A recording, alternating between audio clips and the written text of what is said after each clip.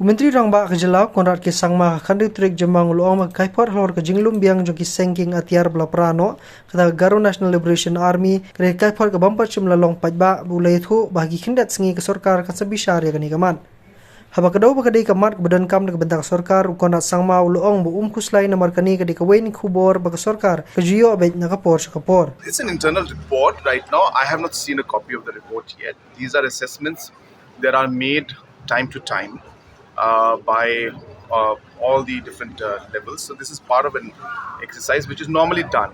But I have not seen the report myself as of now. I'm not saying that I am concerned in the sense that we are worried or anything like that. My point when I say concern, I mean to say that as a government, we don't take anything lightly.